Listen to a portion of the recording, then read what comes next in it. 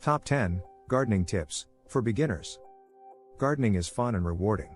What could be nicer than eating food you have grown yourself or eating an evening meal on the patio surrounded by the fragrance of scented plants you have grown? It can be hard to know when and how to start a garden, but we're here to guide you through the process. In this video, we have provided you with 10 easy steps for gardening. But before we start, make sure you subscribe to our YouTube channel for more gardening videos. Number 1. Get to know your garden. Before you start, it's a good idea to get to know your garden. Check the aspect: is it south facing or north facing? Knowing where the sun hits the ground will help you decide what to grow where. It's also worth knowing what soil type you have. Take a look at what's growing. Camellias, magnolias and pyrus will tell you the soil is acidic, while absence of these suggests a more alkaline soil. Doing a soil test will further help you know your soil, and therefore what plants you can grow. Number 2. Plan your garden.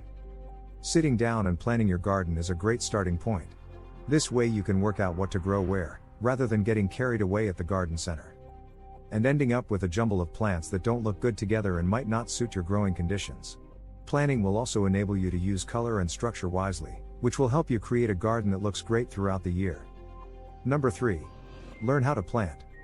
Planting your plants properly will ensure they grow well and live for a long time. Make sure you take time to weed and prepare the soil before planting, and add mulch or fertilizer where necessary. If you're unsure how to plant something, look online for instructions rather than just hoping for the best. Trees planted too deeply will never thrive, and root balls that sit proud of the soil surface will dry out quickly, leading to the eventual death of the plant. Number 4. Feed and water plants regularly.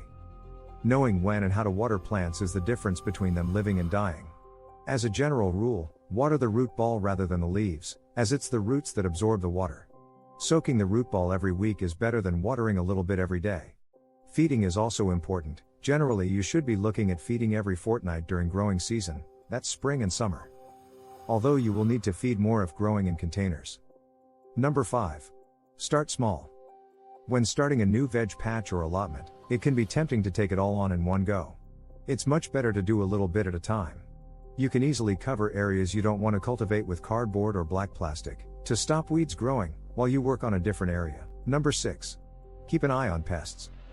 Most garden pests don't do much harm to plants and can be left alone. There are plenty of natural predators that will keep them in check. However, sometimes pest populations can become an infestation, and you need to act. Keeping an eye out for increasing numbers of pests like aphids, slugs and snails will help keep your plants safe and save you a lot of heartache. Number 7. Make use of compost. Composting kitchen and garden waste is good for the environment, wildlife, your purse and also your garden. Let the waste break down for a year and then use it as a mulch around the base of plants in your garden and veg patch. Number 8. Don't be afraid to prune. Pruning plants can seem like a daunting job. But if you learn how to do the job properly, you'll be rewarded with plants that look good, grow well, and they're likely to flower and fruit better, too. The key to successful pruning is to know when to prune, and follow guidance on how to make the cuts and shape the plant. Number 9. Be kind to wildlife. Many of those new to gardening see wildlife as the enemy. Insects and their larvae defoliate plants, birds eat our fruit and mice nibble our pea and bean seeds. But wildlife can be useful in the garden, too. Birds eat a variety of garden pests, including slugs and snails, aphids, and caterpillars. Bees pollinate our food crops. A garden wouldn't be half as enjoyable without its wildlife, from frogs and toads, to hedgehogs, bees, butterflies and birds.